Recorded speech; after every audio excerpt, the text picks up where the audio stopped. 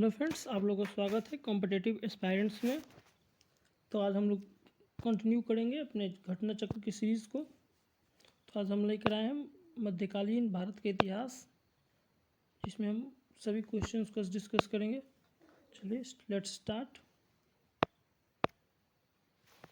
First question होगा, महमूद गजनवी ने पर किया तो 1027 ईस्वी में। ये महमूद गजनवी मध्य अफगानिस्तान में केंद्रित गजनवी राजवंश का महत्वपूर्ण शासक था। मोहम्मद गजनवी गजनवी राजवंश का था, जो पूर्वी ईरान भूमि पर साम्राज्य विस्तार के लिए जाना जाता है। महमूद गजनवी ने भारत में 17 बार आक्रमण किया और अंतिम आक्रमण 1027 ईस्वी में जाटों के विरुद्ध किया था। नेक्स्ट, विख्यात सोमनाथ मंदिर को किसने नष्ट किया? तो सुल्तान महमूद ने। तो महमूद गजनवी ने भारत में इस्लाम धर्म प्रचार करने तथा धन के महत्वाकांक्षा से प्रेरित होकर 17 बार आक्रमण किया। तो मोहम्मद गजनवी के भारत पर आक्रमण करने का उद्देश्य धर्म का प्रचार तथा धन एकत्रित करना। उसका भारत पर पहला आक्रमण सीमांत पंजाब में हुआ। सुल्तान महमूद गजनवी 1026 ईस्वी में विश्वविख्यात सोमनाथ मंदिर पर आक्रमण करके उसे नष्ट कर दिया और लूट लिया। सोमनाथ मंदिर गुजरात में स्थित है और उस आक्रमण के समय चालुक्य राजवंश का शासन था, जो भीम प्रथम उस वक्त शासन में थे। निम्नलिखित में से किसने सोमनाथ मंदिर पर आक्रमण किया? तो महमूद गजनवी ने। नेक्स्ट, भारत पर आक्रमण करने वाला पहला मुसलमान। तो भारत पर आक्रमण करने वाला पहला मुसलमान मोहम्मद बिन कासिम ने मोहम्मद बिन कासिम के नेतृत्व में 1712 ईस्वी में भारत के सिंध पर अपना पहला सफल आक्रमण किया। उस समय सिंध के शासक राजा दाहिर थे। सिंध के बंदरगाह देवल पर अधिकार करते सर्वप्रथम उसने सिंध पर जजिया लगाया था और धर्मांतरण को बढ़ावा दिया।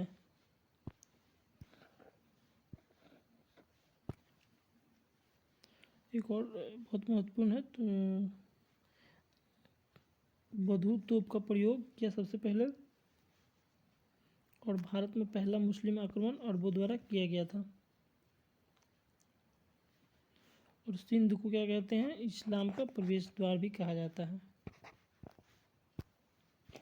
नेक्स्ट है, नालंदा विश्वविद्यालय को नष्ट करने वाले मुस्लिम सहायक था। तो मोहम्मद बिन बख्तियार खिलजी। नेक्स्ट है, भारत के प्रसिद्ध मयूर सिंहासन व कोहिनूर हीरे को ले गया था। तो ये नादिर शाह ले गया था।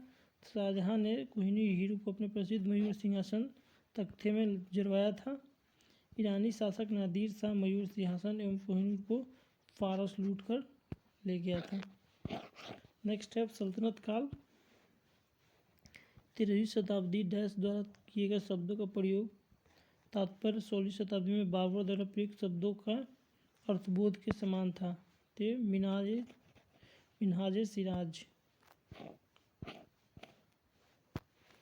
13वीं शताब्दी में मिन्हाज सिराज द्वारा किए गए शब्दों का प्रयोग का तात्पर्य 16वीं शताब्दी में बाबर द्वारा प्रयुक्त शब्दों का अर्थबोध के समान था। नेक्स्ट, इल्तुतमिश और रजिया। सीधा गुलाम वंश।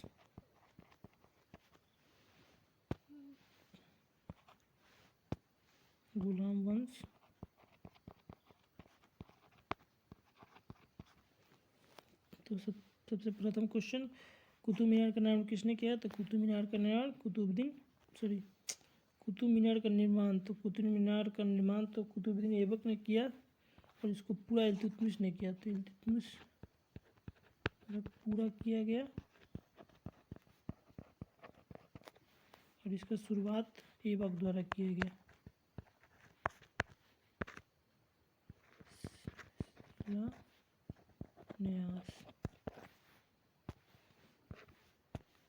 पेन का कलर थोड़ा कुतुब मीनार का शिलान्यास कुतुबुद्दीन ऐबक द्वारा किया गया। ऐबक ने इसकी सबसे पहली मंजिल बनवाई। 1210 ईस्वी में चौगाना खेलते से ऐबक की मृत्यु होगी। उसके पश्चात इल्तुतमिश द्वारा इसका कार्य पूरा किया गया। नेक्स्ट है दिल्ली सल्तनत की प्रथम महिला राज्यकर्ता, तो ये रजिया सुल्तान। दिल्ली सल्तनत की प्रथम महिला शासक रजिया सुल्तान थी, जिसने जनता के समर्थन से गद्दी प्राप्त की थी।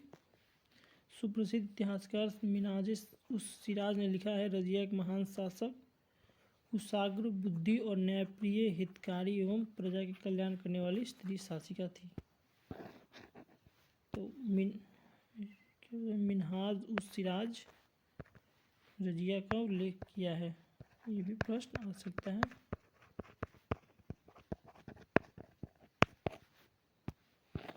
निम्नलिखित में से कौन चंगेज खान का समकालीन था, तो चंगेज शमसुद्दीन इल्तुतमिश।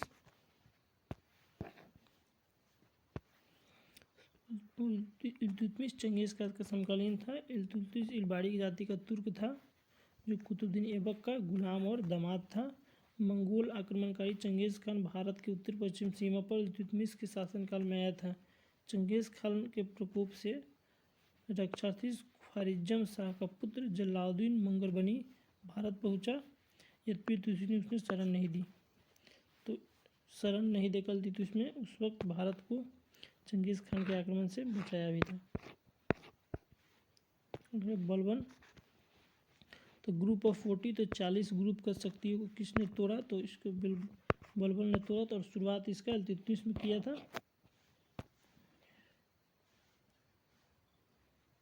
तोड़ा किसने, तो बलबन ने, और शुरुआत इसका किया गया था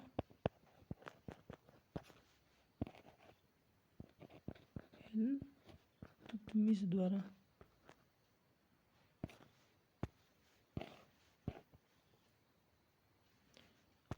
नेक्स्ट सीरी शहर और सीरी का दुर्ग किसने बनवाया, तो सीरी शहर और सीरी का दुर्ग अलाउद्दीन खिलजी ने बनवाया।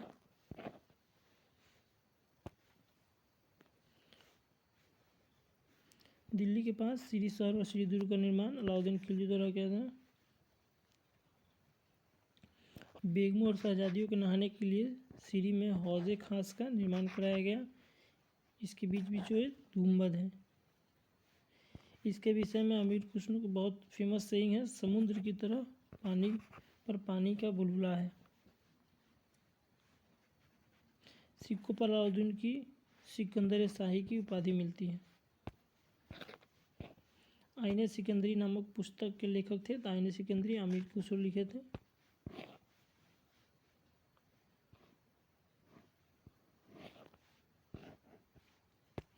अमीर खुसरो निम्नलिखित में से किसके शासन काल से संबंधित थे, तो अलाउद्दीन खिलजी के। पेशे से कवि और संगीतकार अमीर खुसरो का जन्म कासगंज जिले के पटाली ग्राम में हुआ था। तो ये बहुत इंपॉर्टेंट है, क्वेश्चन एक बार बिहार एसआई में क्वेश्चन आया है कि अमीर खुसरो का जन्म कहाँ हुआ था, तो ये पटाली ग्राम। इनका मूल नाम अबुल हसन यामुनुद्दीन खुसरो था।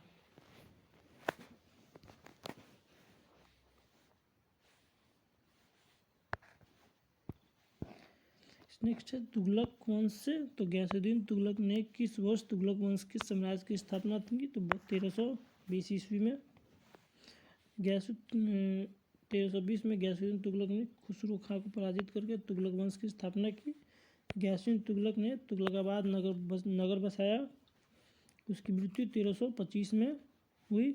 नहरों निर्माण कराने वाला गयासुद्दीन प्रथम शासक था। तो नहर निर्माण कराने वाला प्रथम शासक गयासुद्दीन तुगलक। 14वीं शताब्दी में मोरक्को के किस यात्री व इतिहासकार को न्याय व्यवस्था के रूप में दिल्ली दरबार के मोहम्मद बिन तुगलक द्वारा स्वागत किया गया, तो इब्न बतूता को।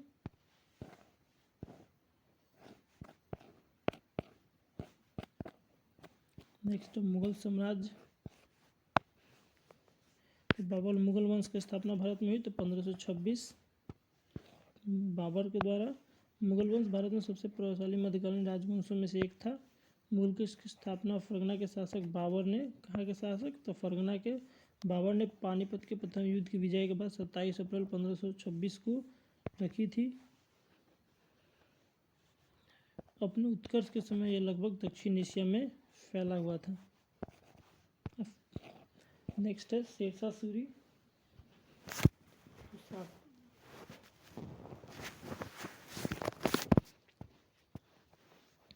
तो सासाराम में किसका मकबरा है?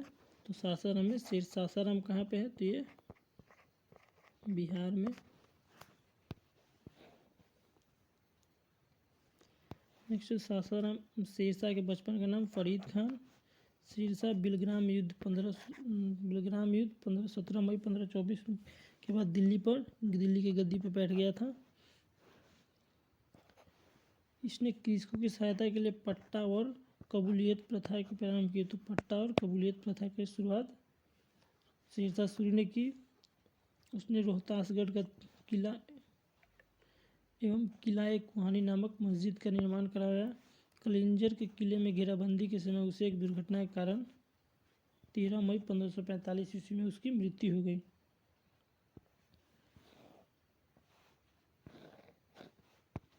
ये भी प्रश्न आया हुआ है कि शेरशाह का मकबरा किस चीज़ से बना हुआ है? तो लाल बलुआ पत्थर का प्रयोग किया गया है। शेरशाह का मकबरा कहाँ स्थित है? तो सासाराम। चौसा की लड़ाई शेरशाह ने किसने हराया? शेरशाह ने जहांगीर बोल दिया मैं। शेरशाह हुमायूं को हराया था। उसके बाद ये दिल्ली की गद्दी पर बैठ गया था। इसी युद्ध के बाद शेर खान ने शेरशाह की उपाधि धारण की। इन शासकों में से किसने अपनी सैन्य टुकड़ी को 200, 250 एवं 500 इकाइयों में विभाजित किया? तो ये किया था शेर शाह ने, लेकिन इसको प्रचलित उसके पुत्र इस्लाम शाह ने किया। सूर्य राजवंश के संस्थापक शेरशाह की मृत्यु 15 के पश्चात उसके पुत्र जलाल खान इस्लाम खान के नाम से सत्तासीन हुआ। उसने सलीम शाह नाम से पुकारा जाता था। उसने सैन्य दक्षता बनाए रखने के लिए सैन्य टुकड़ियों को 50 बांटा। सन 1553 ईस्वी में युवावस्था में उसकी मृत्यु हो गई। तो इसका स्टार्टिंग शेरशाह शुरू नहीं किया था, लेकिन इसको प्रचलित उसके पुत्र ने किया था। शेरशाह अच्छी तरह से अपने प्रशासनिक कौशल के लिए प्रसिद्ध है, विशेष रूप से अपने। तो शेरशाह सभी के लिए भू राजस्व प्रणाली के लिए भी प्रसिद्ध है, न्याय आदेश के लिए भी, मनसबदारी के लिए भी। लेकिन सबसे सूटेबल भू राजस्व होगा, तो मनसबदारी और भू राजस्व प्रणाली के लिए सबसे ज़्यादा प्रसिद्ध है।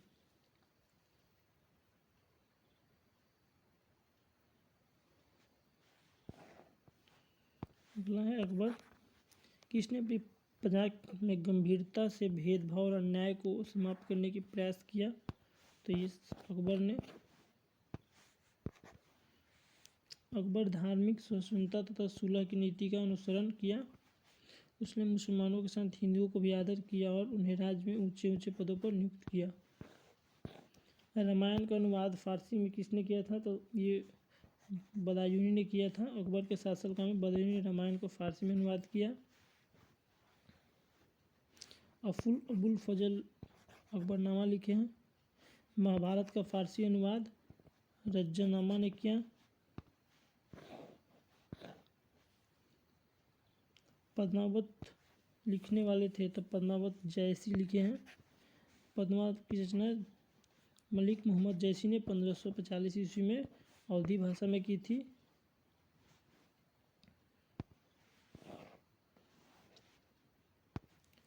गुलबदन बेगम ने किसके कहने पर हुमायूं नामा लिखा था? तो ये अकबर के कहने पर। अकबर के कहने पर बाबर की पुत्री तथा हुमायूं की बहन गुलबदन बेगम ने हुमायूं नामा लिखी थी। यह पुस्तक मुख्य दो भागों में बांटी जा सकती है। प्रथम भाग बाबर के इतिहास से संबंधित है और दूसरा भाग हुमायूं के जीवन को बयां करता है।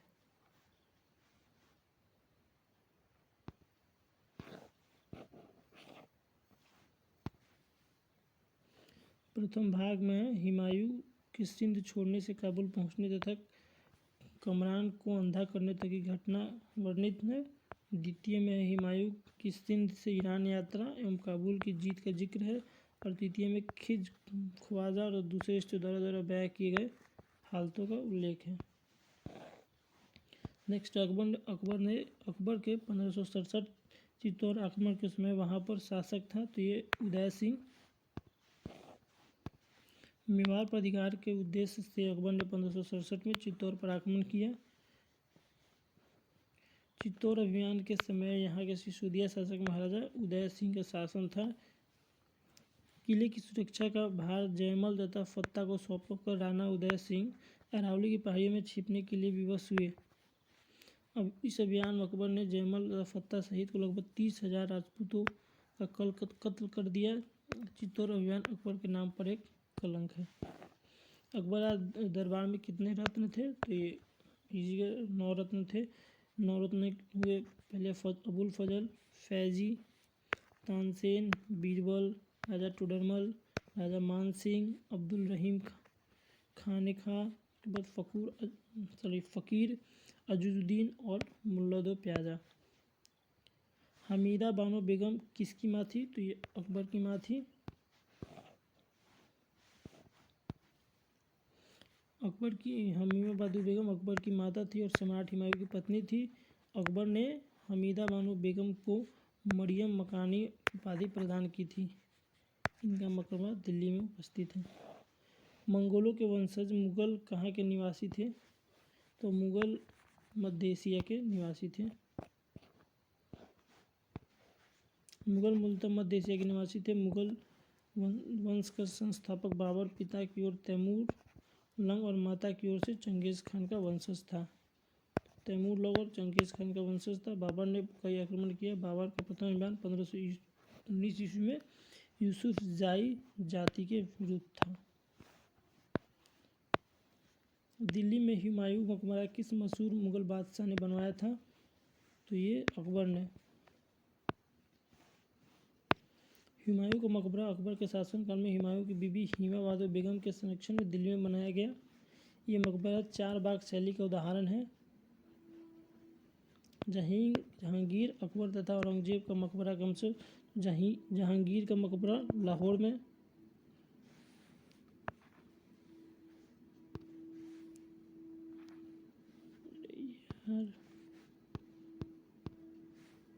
तो जहांगीर का लाहौर में, अकबर का आगरा में तथा औरंगजेब का औरंगाबाद में। ये कथन किसका है कि अकबर के शासनकाल में इलाहाबाद में 40 स्तंभयुक्त मंजिलों का निर्माण 5,000 से 20,000 लोगों ने 40 साल तक काम किया था। तो ये है विलियम फिंच की कथन है। William Finch. बुलंद दरवाज़ा जो एक अकबर द्वारा निर्मित है वो किसकी विजय का प्रतीक है, तो बुलंद दरवाज़ा गुजरात विजय का प्रतीक है। नेक्स्ट, निम्नलिखित प्रदेशों राज्यों में से एक है जो अकबर के शासनकाल के अंतर्गत मुगल साम्राज्य की सीमाओं से बाहर था। ये बीजापुर था। अकबर के शासनकाल के अंतर्गत मुगल का असीरगढ़, बुरहानपुर, अहमदाबाद, बारह शामिल थे। बीजापुर शामिल नहीं था।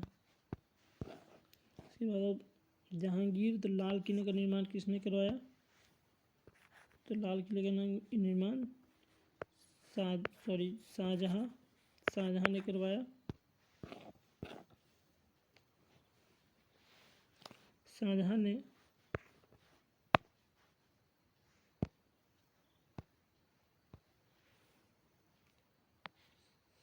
यमुना नदी के दक्षिण में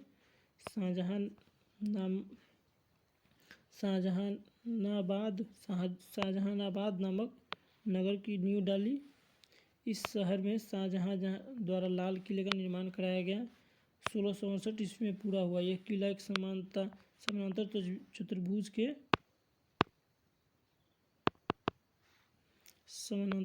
के आकार का है। 2 द्वार है इसमें। एक पहला दरवाजा लाहौरी दरवाज़ा और दक्षिण में दिल्ली दरवाज़ा है।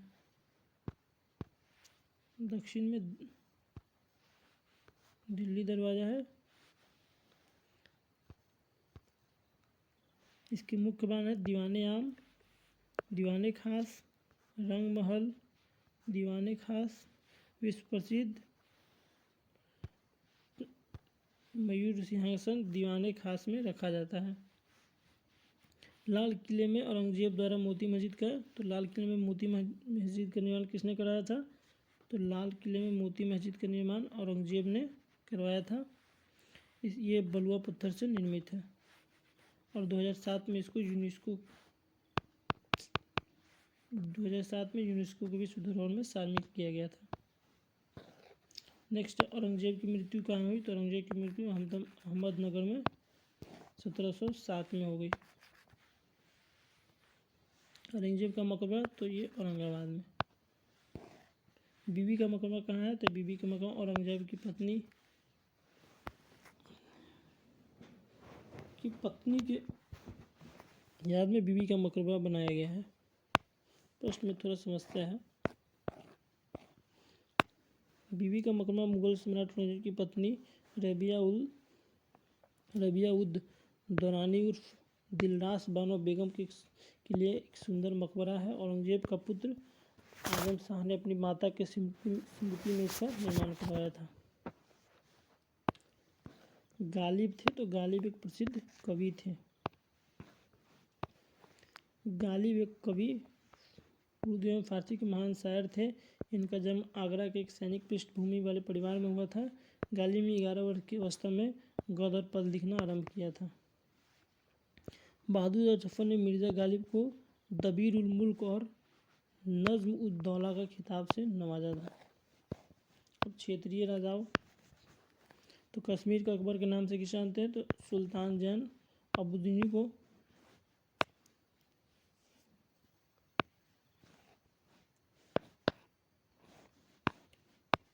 महमूद गवाह डैश के राज्य के एक प्रसिद्ध वजीर और वकील थे। तो ये बहमनी राज्य के एक बहुत प्रसिद्ध वकील थे।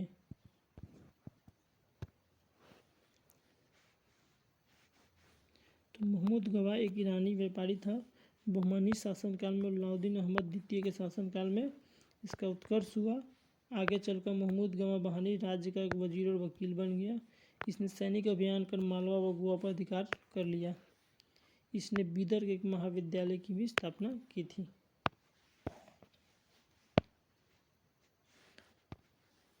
हम्पी में विजयनगर के भग्नावशेष किसके द्वारा 1800 ईस्वी में प्रकाश में लाए गए थे? तो एंड्रयू फ्रेजर के द्वारा। 14वीं शताब्दी में स्थित विजयनगर साम्राज्य वर्तमान में कर्नाटक में स्थित है। इसकी राजधानी हम्पी थी। हम्पी में यह एक ओपन एयर संग्रहालय भी है और यूनेस्को ने इसको भी विरासत स्थल घोषित किया हुआ है। हम्पी तुंगभद्रा नदी के तट पर है।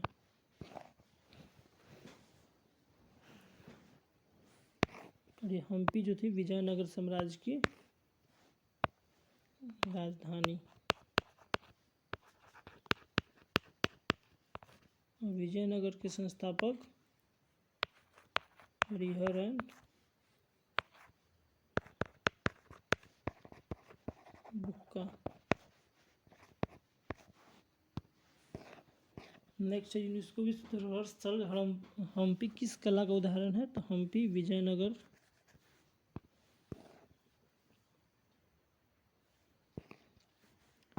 हम्पी में स्मारकों का समूह जो कर्नाटक में यूनेस्को विश्व धरोहर स्थल है वो क्या है? तो विजयनगर सम्राट की राजधानी थी। सिख साम्राज्य, तो सिखवे के 10वें गुरु गोविंद सिंह का जन्म, तो ये पटना में।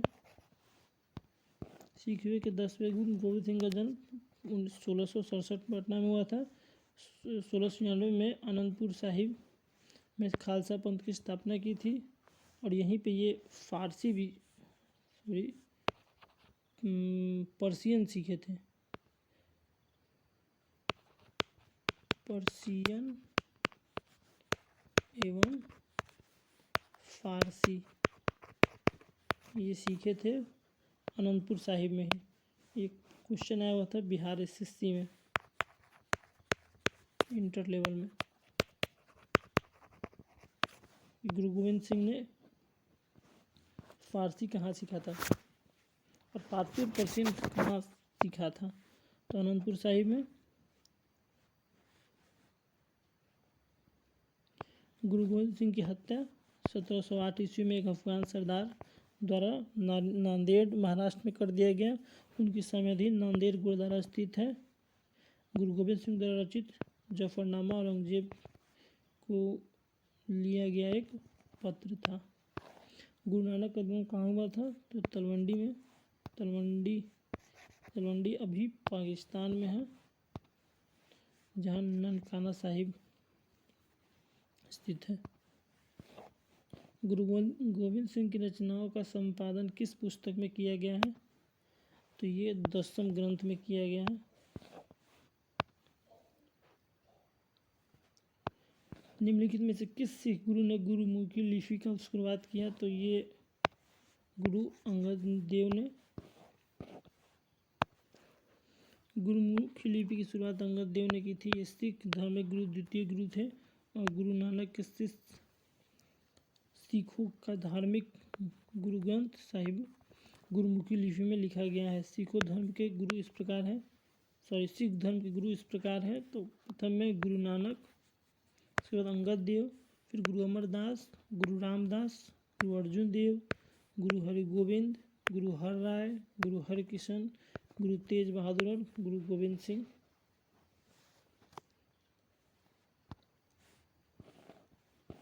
सिख के गुरुओं में गुरु गोविंद सिंह थे। तो गुरु गोविंद सिंह अंतिम और 10वें गुरु थे। मराठा, तो अफगान पानीपत के तीसरे युद्ध में मराठाओं को किसने हराया था? तो अफगानों ने हराया था। तो पानीपत के तीसरे अफगान मोहम्मद शाह अब्दाली और मराठा सेनापति सदाशिव राव भाऊ के मध्य 14 जनवरी 1761 को लड़ा गया, जिसमें अफगानों की मराठों पर निर्णायक जीत हुई। पानीपत की तीसरी लड़ाई तो 1761 ईस्वी में। शेख बहाउद्दीन जकारिया किस संप्रदाय के थे? ये सुहरवर्दी संप्रदाय के थे। सुहरवर्दी संप्रदाय के प्रमुख सूफी सिलसिला है। इसके प्रवर्तक शहाबुद्दीन सुहरवर्दी थे। भारत में इसे शेख बहाउद्दीन जकारिया से ने लोकप्रियता दिलाई। इसका मुख्यालय मुल्तान को बनाया। इसने धर्मार्जन पर बल दिया। सुहरवर्दियों ने ही सूफियों को वंशानुगतता का सिद्धांत दिया। सूफी संत ख्वाजा मईनुद्दीन चिश्ती को यहाँ चिश्ती का उर्स यहाँ पर मनाया जाता है। तो ये अजमेर शरीफ में। सही कलम 4 संतों का जन्म लिया है। तो ये क्वेश्चन इस बार इस साल बिहार दरोगा में भी पूछा गया था।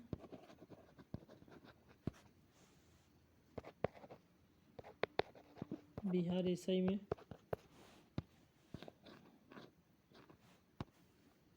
तो सबसे पहले जन्म हुआ था कबीर का, उसके बाद गुरु नानक का, उसके बाद चैत्र महाप्रभु का, उसके बाद तुलसीदास का। तो नीचे एक्सप्लेनेशन देख सकते हैं। कबीर का जन्म 1398 में, गुरु नानक देव का 1469 में, चैतन्य महाप्रभु का जन्म 1486 में और तुलसीदास का जन्म 16वीं शताब्दी में। इसका आंसर हो जाएगा ये। चलिए, तो एंड हो गया मध्यकालीन भारत। कल हम लोग लेकर आएंगे आधुनिक भारत। आप लोग से एक बस रिक्वेस्ट है, आप लोग चैनल